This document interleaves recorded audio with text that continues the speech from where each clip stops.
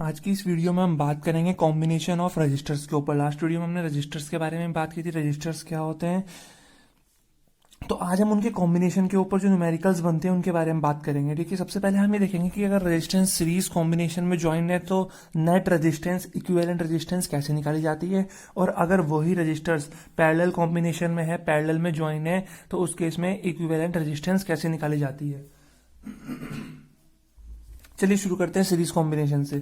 देखिए जैसे यहाँ पे क्या है कि एक सर्किट तैयार कर रखा है और इसमें हमने तीन अलग अलग register R1 R2 R3 series में ज्वाइन है, मतलब एक के बाद एक ज्वाइन है, कंटिन्यूस में ज्वाइन है, और इसमें करंट I फ्लो कर रहा है। तो इस वाले रजिस्टर की वोल्टेज V1 मान लेते हैं, इस वाले की V2 और इस वाले की V3। तो हमें सिर्फ एक चीज ध्यान में रखनी है, अगर हमें फॉर्मूला इसका बनाना है, वैसे तो हमें फॉर्मूला सिंपल याद हो जाएगा, लेकिन अगर हमें बनाना है या किसी को बताना है तो हमें ये ध्यान रखना पड़ेगा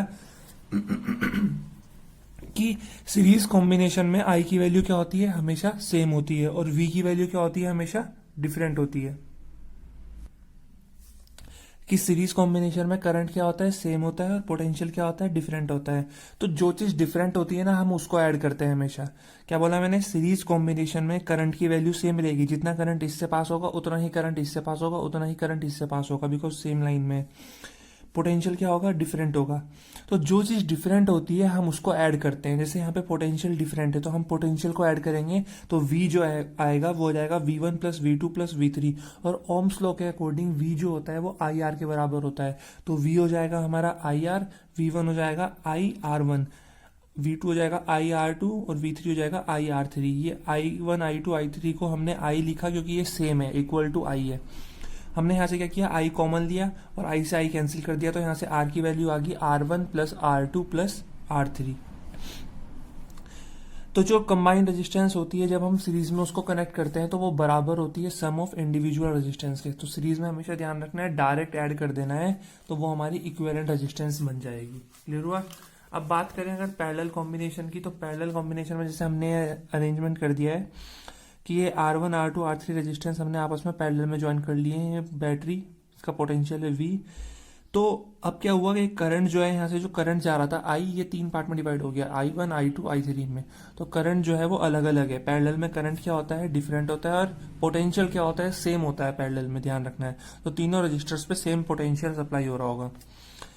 तो जो चीज डिफरेंट होती है हम उसको ऐड करते हैं, तो करते हैं I बराबर किसके हो जाएगा, I1 plus I2 plus I3। तो I की वैल्यू ओम्स लॉ के अकॉर्डिंग क्या होती है, V अपॉन R, और I1 की क्या होती है, V अपॉन R1, I2 हो जाएगा V अपॉन R2 और I3 हो जाएगा V upon R3। V1 V2 V3 को हमने बराबर लिख दिया V के, बिकॉज तीनों V क्या है, सेम है, V के बराबर। तो V कॉमन लिया, V से V कैंसिल हुआ, तो यहाँ से आ गया 1 अपॉन R बराबर 1 upon R1 plus 1 upon R2 plus 1 upon R3। तो हमेशा ध्यान रखना है कि जो रेसिप्रोकल होता है कंबाइंड रेजिस्टेंस का, वो बराबर होता है बाकी सारी रेजिस्टेंस के रेसिप्रोकल के सम के बराबर। क्लियर हुआ। अब इस पे न्यूमेरिकल्स कैसे बनते हैं, इस पे बनने वाले न्यूमेरिकल्स को कैसे सॉल्व करते हैं, एक बार वो भी देख लेते हैं। ठीक है, तो जैसे मान लीजिए हमें एक कॉम्बिनेशन दे रखा है इस तरह से, ये दे रखा है 1 ओम इसकी रेजिस्टेंस 2 ओम, इसकी रेजिस्टेंस दे रखी है 3 ओम।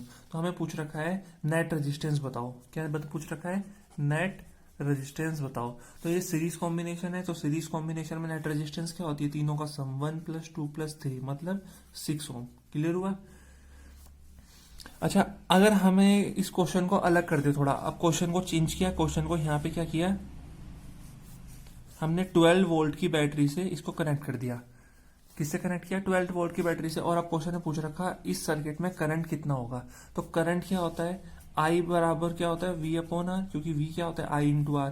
तो I बराबर V अपॉन आर। तो V तो हमें पता है 12 वोल्ट है, 12, लेकिन रेजिस्टेंस कितनी है, तो ये सीरीज में है, तो टोटल रेजिस्टेंस क्या हो जाएगी, सिंपल सम अप हो जाएगी, 3 प्लस 2 5 प्लस 1 6। तो करंट आ जाएगा हमारा 2 एम्पेयर। तो इस तरह से हम क्वेश्चन कर सकते हैं। ठीक है, जैसे हम पे अगर इस तरह से कोई क्वेश्चन पूछा जाएगा, इस तरह से क्वेश्चन पूछा गया, ये हमें दे रखा है 4 ओम और ये भी हमें दे रखा है 4 ओम। ठीक है, ये दे रखा है 4 ओम, ये दे रखा है 4 ओम। तो हमें पूछ रखा है इक्विवेलेंट रेजिस्टेंस कितनी होगी। तो पैरेलल में है तो 1 अपॉन आर किसके बराबर हो जाएगा, 1 अपॉन 4 प्लस 1 अपॉन 4। तो ये आ जाएगा 1 अपॉन 2। तो 1 अपॉन आर किसके बराबर है, 1 अपॉन 2 के बराबर। तो आर किसके बराबर हो जाएगा, 2 ओम। तो उस केस में हमारी नेट रेजिस्टेंस क्या हो जाएगी, 2 ओम हो जाएगी। क्लियर हुआ। अगर इसी क्वेश्चन को इस तरह से बढ़ा देते हैं लोग, ये बैटरी से कनेक्ट कर रखा है और इसकी वोल्टेज दे रखी है 1 वोल्ट, कितनी दे रखी है, 1 वोल्ट दे रखी है।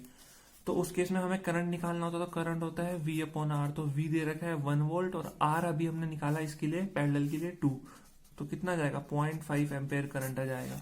ठीक है, तो इस तरह से जो है हम अलग अलग क्वेश्चन कर सकते हैं। इसके न्यूमेरिकल्स पे हम अलग से एक वीडियो बना के डालेंगे जिसमें हर तरह की सर्किट डायग्राम को हमने सॉल्व किया होगा सीरीज और पैरेलल में। चलिए अब बात करते हैं नेक्स्ट एक क्वेश्चन की। जैसे हमें इस तरह कोई क्वेश्चन गिवन है, क्वेश्चन दिखाया जाओ मैं यहाँ पे किस तरह से होगा। जैसे मान लीजिए